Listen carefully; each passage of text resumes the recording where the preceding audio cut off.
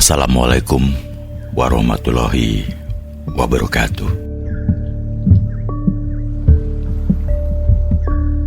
Yang akan kita bahas kali ini adalah tentang asma sejati Tuhan sebagai nama yang membumi. Syekh Siti Jenar sejak awal sudah mengakui dan menyadari bahwa memang nama untuk Tuhan dibuat oleh manusia. Dia disebut sesuai dengan bahasa orang yang menyebutnya. Semua sebutan itu tentu dimaksudkan untuk memuliakan, yang tentu juga semua sebutan itu adalah yang terbaik untuknya.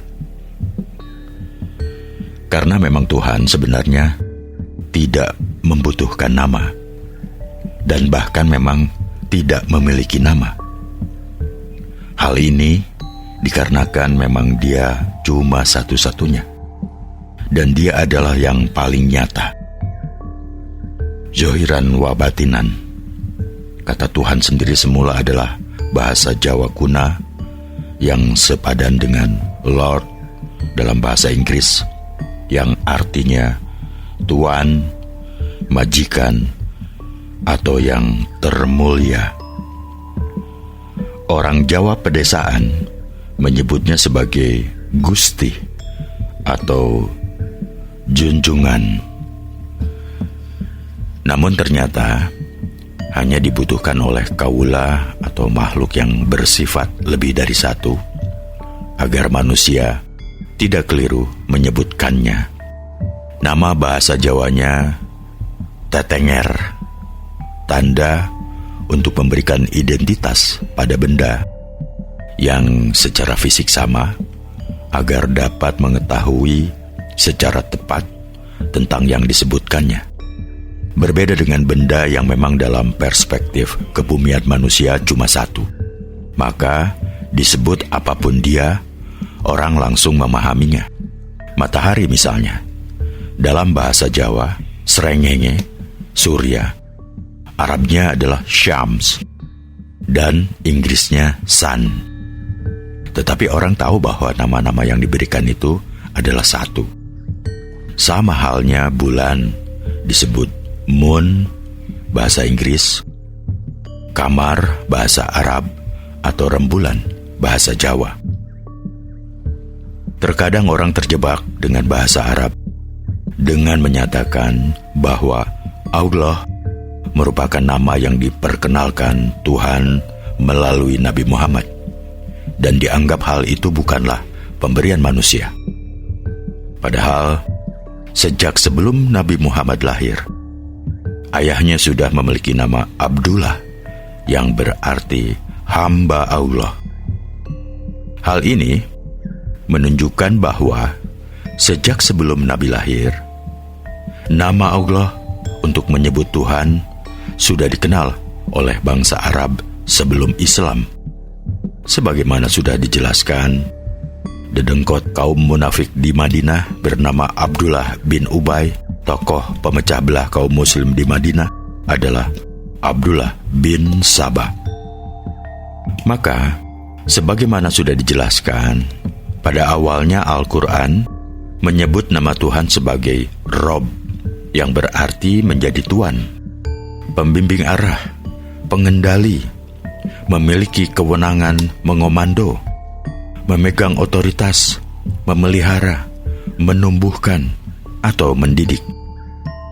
Pluralnya adalah arbab dengan makna Tuhan, Tuhan, master atau pemilik asli.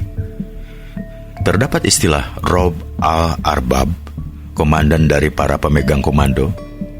Jika dicermati secara spiritual, istilah ini merujuk pada posisi Tuhan atas manusia, yang secara rohani di dalam dirinya terdapat noktah ketuhanan, di mana nantinya arbab atau rob yang tersebar di dalam rohani semua manusia akan kembali kepada Rob. Inilah makna manunggaling kawula Gusti. Pada sisi lain, inilah makna lain, inna lillahi wa inna ilaihi roji'un. Sementara kata ilah juga diterjemahkan sebagai Tuhan, memiliki makna sebenarnya adalah dewa dengan jamak alihah, sedangkan ilahah bermakna dewi yang jamaknya adalah ilahat. Jadi kata ilah berasal dari kata alaha atau aliha, yang artinya menjadikan Tuhan, mendewakan, atau menjadikan sesuatu sebagai tujuan. Kosakata bahasa Arab menunjukkan jika dia menjadi satu-satunya tujuan, maka kata itu menjadi alilah, yang dalam pengucapannya i menjadi luluh, luntur, lebur, tidak terdengar. Maka jadilah kata Allah. Maka jelaslah bahwa Allah sebutan bahasa Arab untuk yang Maha Esa, yang menjadi satu-satunya tujuan hidup manusia. Maka akhirnya Tuhan sendiri meminta manusia untuk memanggil dengan panggilan apa saja asal nama terbaiknya. Ungkapan nama Rahman, Rahim, Allah dalam bahasa Arab, Wahiguru, Radasomi, Kuda, atau Urdu bahasa India, atau Jehovah bahasa Yahudi, tentu merupakan nama-nama yang terbaik untuk Tuhan sesuai bagi masyarakat yang menggunakan bahasa masing-masing. Dan nama terbaik itu adalah nama yang muncul dan terdapat di dalam kedalaman rohani atau hati manusia yang menyatu dengan jiwa. Sehingga bagi orang Jawa Deles, tentu sebutan Duh Gusti lebih meresap dan mengena dalam hati dibanding Ya Tuhan atau Ya Allah. Hal ini dikarenakan ungkapan tersebut lahir dari kedalaman hati terdalam dan memang sejak kecil sudah melekat pada jiwanya. Terkait dengan kedalaman hati manusia ini, di sana terdapat roh al-idafi, tempat yang dapat dimasuki oleh nama sejati yang lahir dari firman atau sabda, yang secara teologis Islam disebut sebagai Kalamullah. Nama sejati tersebut sudah ada sejak sebelum alam menjadi ada. Seluruh semesta tercipta oleh nama itu. Segala sesuatu yang kita lihat di dunia telah tercipta oleh nama. Daya cipta inilah yang kemudian disebut oleh para sufi dan orang suci sebagai sabda atau firman, nam atau nama, dun atau nada, akasbani, suara dari surga. Dalam Islam disebut sebagai kalam atau firman, kun, perintah, bang ilahi, suara Tuhan, nad'i asmani, nada surgawi. Sementara dalam Alkitab disebut sebagai firman, logos, roh kudus, penghibur atau air kehidupan, yang dalam bahasa Arab ma'al hayat tirta ningmaya. Secara spiritual, terdapat perspektif bahwa antara nama Tuhan dan sabda tidaklah berbeda atau terpisah, satu dan sama yang menciptakan semesta. Antara sabda atau nama Tuhan dan Tuhan tidak berbeda.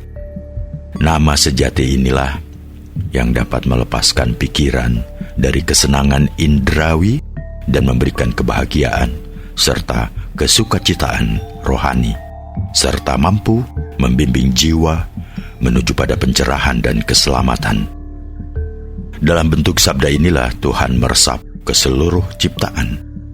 Pada sisi inilah nama tidak bisa ditemukan dalam literatur, termasuk kitab suci yang telah dibukukan, karena nama sejati tersebut akan muncul di kedalaman hati yang tercerahkan dengan lelaku rohani.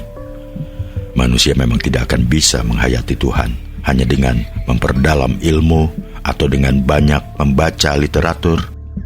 Manusia harus menempuh jalan rohaninya sendiri untuk menemukan nama sejati itu, dengan tahapan utama adalah mengenal diri sebagai percikan dari kedirian Tuhan. Man arafa nafsahu faqad arafa robahu. Barang siapa yang mengenal dirinya, maka dia mengenal Tuhannya, sang nama sejati. Dia yang belum mengetahui dirinya sendiri tidak mengetahui apapun, tetapi dia yang telah mengetahui dirinya sendiri pada saat yang sama telah mencapai pengetahuan tentang Allah. Demikian kata Nabi Isa, manunggaling kawula Gusti, itulah praktek dalam pengalaman rohani tertinggi Syekh Siti Jenar.